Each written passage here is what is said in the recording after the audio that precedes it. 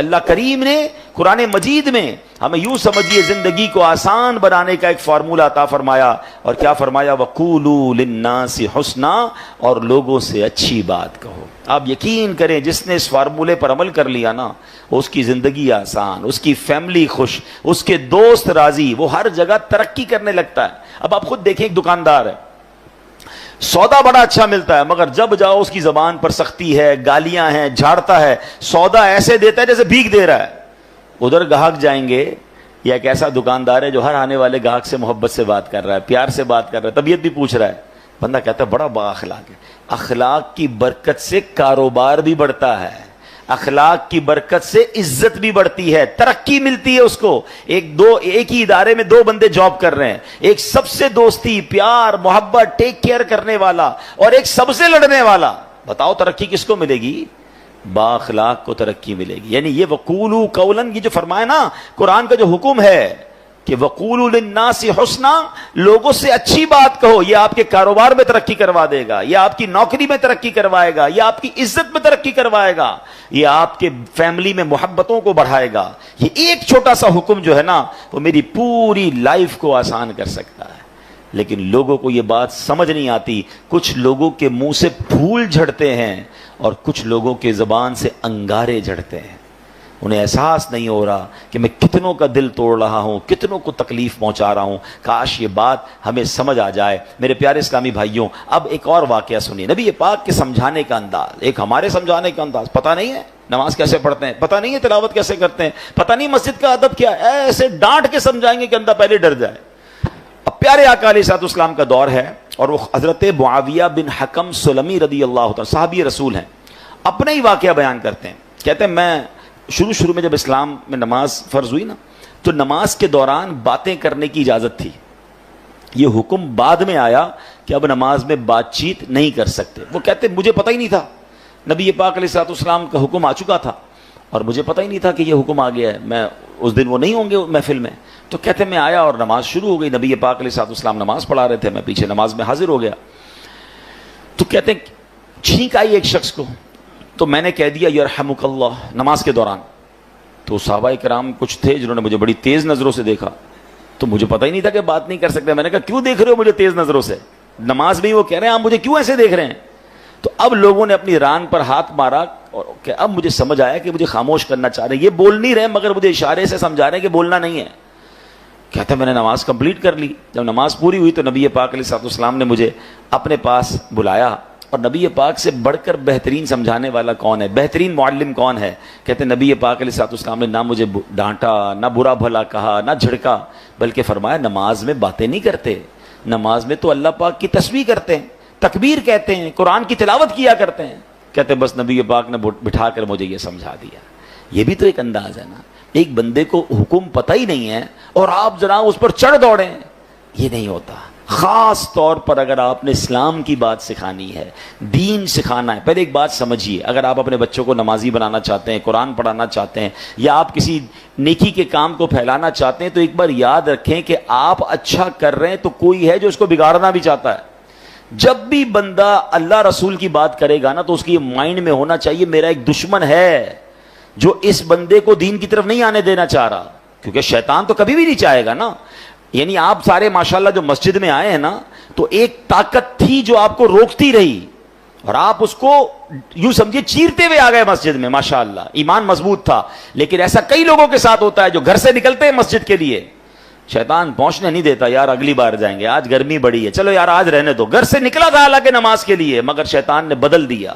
تو آلویز جو دین کا داعی ہے اسے یہ سوچنا ہوگا، جو کسی کی اصلاح کرنا چاہتا ہے اس کو یہ سوچنا ہوگا کہ میں اصلاح کرنا چاہتا ہوں، شیطان دور کرنا چاہتا ہے. ہم دونوں کی لڑائی چل رہی ہے. ذرا سی میں نے سختی کی تو یہ بندہ شیطان کی مان کے دور چلا جائے گا. نرمی، پیار، محبت اتنا دو کہ وہ شیطان کی نہ مانے، آپ کی بات مانے اور اللہ رسول کی طرف آ جائے. لیکن اگر سمجھانے والا ہی سخت ہو گیا ہے، سمجھانے والا ہی ڈانٹنے والا ہو گیا، تو پھر تو بہت آسانی سے شیطان دور لے کے چلا جائے گا. تو یہ بہت ضروری ہے ان تمام لوگوں کے لیے جو ٹیچرز ہیں، جو والد ہیں، جو تنظیم کے بڑے ہیں، جو کسی کمیونٹی کے بڑے ہیں، کسی خاندان کے بڑے ہیں. اگر آپ کو اللہ نے مقام دیا ہے اور آپ لوگوں کو کچھ گائیڈ کرنا چاہتے ہیں، you have to be soft. نرم شفقت, آپ کی زبان سے پھول جھڑنے چاہیے, کیونکہ آپ کا مقابلہ شیطان سے ہے. وہ چاہتا یہی آپ بد اخلاقی کریں, میں لوگوں کو لے جاؤں, اور ایسا ہوتا ہے. کئی بدقسمتی سے دین کی بات کرنے والے بھی اتنے سخت ہوتے ہیں کہ لوگ پھر دین سے دور ہو جاتے ہیں. ایسا مت کیجیے, خدا کے واسطے ایسا مت. شیطان کھینچ رہا ہے اور یہ بندہ آپ کی بات سننے آ گیا ہے. اب تو پیار سے بات کیجیے, اب تو مسکرا کر بات کیجیے, اب تو نرمی کی بات کیجیے. تو انشاءاللہ اگر اس بات پر عمل کریں گے تو اللہ نے چاہا زندگی میں بڑی ترقیاں اور بڑی کامیابیاں ملیں گی. اعلیٰ حضرت امام اہل سنت فرماتے ہیں اعمال میں ہدایت نرمی سے چاہیے کہ سختی سے ضد نہ بڑھے. اللہ کرے یہ بات ہمیں سمجھ آ جائے. اچھا, بالکل اسی طرح کسی کو سمجھانا ہے, اس میں بھی بڑی غلطی ہوتی ہے. سب کے سامنے لوگ سمجھاتے ہیں, یہ میرا بیٹا جو ہے نا, اچھا رشتہ دار آئے ہیں گھر پہ, مہمان آئے ہیں, اور ان کے سامنے کہہ رہے ہیں یہ بیٹا میری بات مانتا نہیں ہے, بہت تنگ کرتا ہے, ذرا آپ بھی اسے سمجھا دیں. کیا اب وہ سمجھے گا آپ کی بات؟ سب کے سامنے آپ نے ذلیل کر دیا. بلکہ ہمارے ساتھ بھی ہوتا ہے کہ کسی بزرگ, کسی عالم دین کے پاس اپنے بیٹے کو لے کر لائن میں لگ کر آتے ہیں اور کہتے ہیں میرا بیٹا بڑا شرارتی ہے, مجھے بہت تنگ کرتا ہے, آپ ذرا اس کو سمجھا دیں. آپ سوچیں, آپ نے اس بیٹے کو اس دیندار آدمی کے سامنے ذلیل کر دیا, وہ کیسے اپنے باپ سے محبت کرے گا؟ ہونا کیا چاہیے تھا, والد آ کر کہتا میرا بڑا پیارا بیٹا, حضرت اس کے لیے دعا کر دیں. یہ بھی تو ہو سکتا ہے, دعائی کروانی تھی نا, اس کی برائی کرنا ضروری ہے سب کے سامنے. اور ہو سکتا ہے آپ کا یہ جملہ بیٹے کے دل میں آپ کے لیے نرمی ڈال دے کہ یار میں ابو کو اتنا تنگ کرتا ہوں, ابو پھر بھی جا کے ایک عالم دین کے پاس, ایک بزرگ کے پاس جا کر کیا کہہ رہے ہیں کہ میرے بیٹے کے لیے دعا کر دیں, میرا پیارا بیٹا ہے. کتنا یہ تو طریقہ ہوتا ہے دل میں محبت ڈالنے کا. ہم خود ہی اپنے بچوں, اپنے چھوٹوں سے اپنے دل میں محبت دور کر رہے ہوتے ہیں. اچھا, پھر اسی طرح ایک اور کہانی کیا ہو کر آج کل لوگ ہو گئے ہیں, سوشل میڈیا پہ سمجھانا ہے. اب مجھے ایک بات بتائیں, آپ نے کسی ایک بندے کو سمجھانا ہے, اس کو ویڈیو پہ سمجھائیں گے آپ؟ اب ویڈیو پہ آپ سمجھا رہے ہیں تو شیطان ہو سکتا ہے اس کو ضد ہو جائے. اچھا, آپ نے اس کو سمجھایا یا اس کی کوئی برائی بتائی اور اس نے وہ برائی ختم کر بھی لی, تو یہ ہزاروں لاکھوں لوگوں کو آپ نے اس کی برائی بتائی, اس کا عذاب کس پر ہے, اس کا گناہ کس پر؟ یہ کون سا طریقہ ہے کہ آپ کو کسی فرد سے پرابلم ہے اور آپ اس کو سوشل میڈیا پہ سمجھا رہے ہیں, ویڈیو کے ذریعے سمجھا رہے ہیں؟ یہ تو عجیب ہو گیا, یہ دشمنی بڑھانے والی بات ہے, یہ شیطان کو خوش کرنے والی بات ہے. اللہ کرے کہ یہ لوگوں کو بات سمجھ آ جائے کہ ایک جملہ یاد کر لیں, جس نے کسی کو سب کے سامنے سمجھایا اس نے اس کو ذلیل کیا, اور جس نے کسی کو اکیلے میں سمجھایا اس نے اس کو زینت بخشی. ہاں, اگر پیار ہے نا کسی سے, سمجھانا ہے تو اکیلے میں, حضرت آپ نے پرچی لکھ دیں, میسج کر دیں کہ یہ آپ کے بیان میں پرابلم تھا, یہ آپ کے انداز میں پرابلم تھا, یا کوئی بھی آپ کی فیملی کا ایشو ہے, آپ کے دوستوں میں ایشو ہے, ذرا اکیلے میں آپ سے بات کرنی ہے پیار سے. اچھا, اس میں بھی ایک انداز اختیار کیا جا سکتا ہے کہ آپ نے اس دن جو یہ بات کہی تھی, شاید ہو سکتا ہے میرے سننے میں غلطی ہوئی ہو, اگر ایسا کہا تھا تو ایسا نہیں کہنا چاہیے, پیارے بھائی ناراض مت ہوئی ہوگا. یہ بھی تو ایک انداز ہے نا, آپ اصل سمجھانا چاہتے ہیں, اور اگر آپ لڑنا چاہتے ہیں, ذلیل کرنا چاہتے ہیں, تو پھر اپنے دل سے پوچھئے, اس سے سلو نہیں ہوتی ہے. قرآن کا حکم یاد رکھیے گا کہ لوگوں سے اچھی بات کہو. اب آخری بات, بڑی کمال کی بات ہے, اگر آپ یہ سمجھ جائیں نا تو میں سمجھتا ہوں اس پورے بیان کا جو عطر ہے وہ اس گفتگو میں ہے.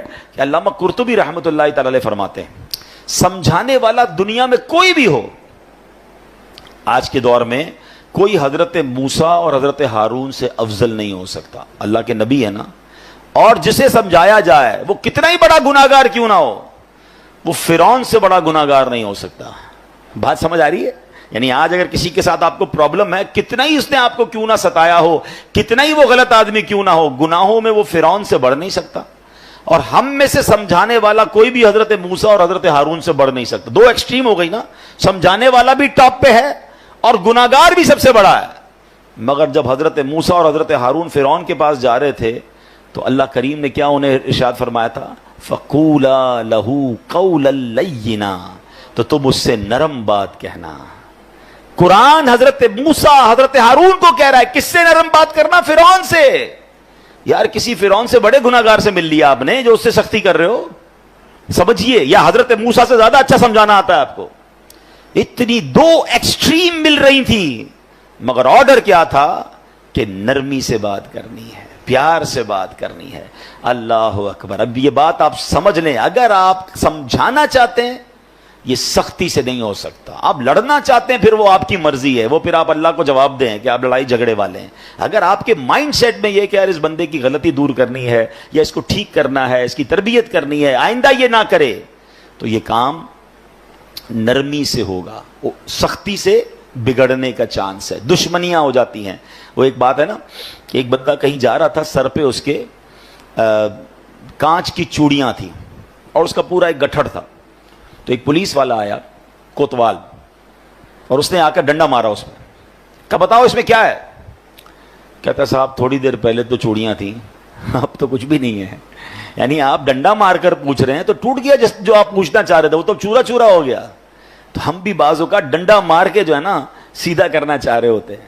کہتے ہیں نا پہلے ہی مٹکے میں سوراخ کر دو, اب جتنا پانی ڈالنا ہے تو پانی نے لیک ہی ہو جانا ہے, پانی بھرنا نہیں ہے. اب آپ ڈالے جائیں پانی, اب آپ سمجھاتے جائیں. پہلے تو سوراخ کر دیا آپ نے, کسی کو گالی دے کر, ڈانٹ کر, ذلیل کر کر اب بٹھا کے سمجھا رہے ہیں.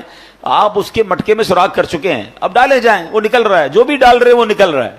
تو کاش یہ بات سمجھ آ جائے کہ ہے فلاح و کامرانی, نرمیوں آسانی میں ہر بنا کام بگڑ جاتا ہے نادانی میں. صدقہ خیرات کی بات ہم بہت ساری کرتے ہیں, ٹھیک ہے. آج آپ کو ایک کمال کا صدقہ بتاتا ہوں, 1 روپیہ بھی خرچ نہیں ہوگا. غریب لوگ ذرا غور سے سن لیں, امیر بھی سنیں, کیونکہ امیر بھی کون سا روز خرچ کرتے ہیں, ٹھیک ہے نا. یہ بغیر خرچے کا صدقہ ہے. اللہ کے حبیب علیہ الصلوۃ والسلام فرماتے ہیں اچھی بات صدقہ ہے. ہائے ہائے, یعنی صرف مال سے صدقہ نہیں ہوتا, بلکہ ہر معمولی چھوٹی سے چھوٹی نیکی بھی اگر اخلاص کے ساتھ کی جائے تو اس پر صدقے کا ثواب ملتا ہے. حتیٰ کہ مسلمان بھائی سے میٹھی اور نرم باتیں کرنا بھی صدقہ ہے. تو یہ صدقہ تو روز کیا کرے نا بھائی, بغیر پیسے خرچ کیے ثواب مل ہی جائے گا, میٹر چل رہا ہے. اور اب میں آخری جملہ کہہ کر اپنی بات کو ختم کرتا ہوں. جو عاشقان رسول ہیں, جو نبی پاک سے محبت کرتے ہیں, اس میں اس حدیث میں ان کے لیے ڈر بھی ہے اور ان کے لیے خوشخبری بھی ہے. اللہ کے رسول علیہ الصلوۃ والسلام فرماتے ہیں کہ بے شک تم میں سے مجھے سب سے زیادہ پیارے, سنو آقا فرمانے تم میں سے سب سے زیادہ پیارے اور قیامت کے دن میرے نزدیک ترین وہ لوگ ہوں گے. اب مجھے بتائیں, میں آگے بندہ نہ بتاؤں کون ہے, انعام کیسا ہے. قیامت میں آقا کے سب سے قریب, اور نبی پاک فرمائے میرے لیے سب سے زیادہ پیارے. سچی بات یہ میں اگلی جملہ نہ بھی کہوں نا تو ہم سب نے یہ سودا کر لینا چاہیے کہ وہ جو بھی کام ہے میں نے کرنا ہے. میری ساری زندگی ایک طرف, اگر میں نبی پاک کا پیارا ہو گیا اور قیامت کے دن پیارے آقا کے سب سے قریب ہو گیا تو پھر یہ کام کیوں نہ کروں. اور وہ کام کیا ہے؟ آقا فرماتے وہ ہے جو تم میں سے سب سے زیادہ اچھے اخلاق والے ہیں. جو زیادہ اخلاق والا ہے وہ آقا کو زیادہ پیارا ہے. اب غور کر لیں میرے اخلاق کیسے ہیں.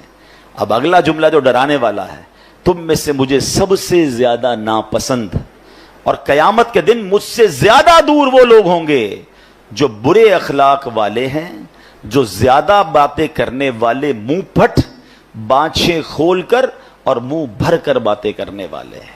گالیاں دینے والے سوچیں, طنز کرنے والے سوچیں, لوگوں کی عزتیں اچھالنے والے سوچیں. اگر نبی پاک ناراض ہو گئے, میری بد اخلاقی کی وجہ سے قیامت کے دن مجھے دور کر دیا گیا میرے آقا سے, تو میں نے کدھر جانا ہے. اللہ کرے کہ ہمیں نبی پاک کے اخلاق کا صدقہ نصیب ہو جائے, ہماری زبان سے گالی گلوچ ختم ہو جائے, طنز ختم ہو جائے, لوگوں کی بے عزتیاں ختم ہو جائیں, ہم جوڑنے والے بنیں, ہم توڑنے والے نہ بنیں.